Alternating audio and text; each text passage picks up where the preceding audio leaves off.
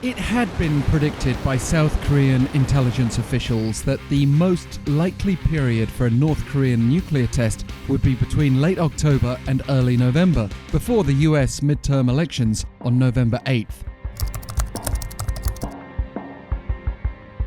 The thinking behind the previous forecast was that North Korea would seek to avoid upsetting China by waiting until after its Communist Party Congress while maximizing political sensitivity in the United States. A nuclear test right before the midterm elections in the US might have been a way to highlight the failure of the Biden administration's North Korea policy and to increase pressure on Washington. But there's been no new activity of significance observed at the North's Punggye-ri nuclear testing site, according to US monitor Beyond Parallel Tuesday, which regularly analyzes satellite imagery. Now that the November 8th deadline's passed, where does that leave us?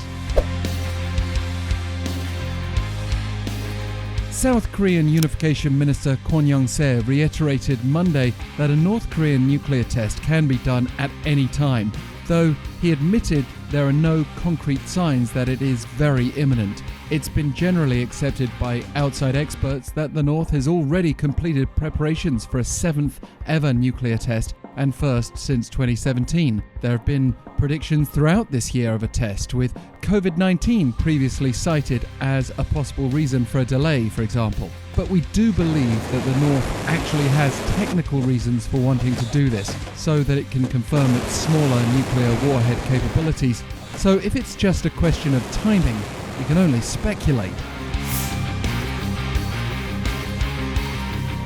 Some experts are now raising the possibility that Pyongyang may want to celebrate a nuclear test around November 29th, which will mark 5 years since North Korea declared its nuclear armament completion. It could be earlier than that, when US President Joe Biden visits Southeast Asia for the ASEAN and G20 summits. Certainly that would maximize attention on the North, but it could also be politically dangerous, with the Chinese, American and South Korean leaders all potentially able to hold talks. The US political landscape is also interesting, with Donald Trump hinting at another run at the presidency, and North Korean leader Kim Jong-un may view Trump as his best chance of making headway in any future negotiations after the diplomatic progress made back in 2018. One thing we may say is that North Korea won't want to stick to a timeline publicly predicted by its supposed enemies. However, we can expect further provocations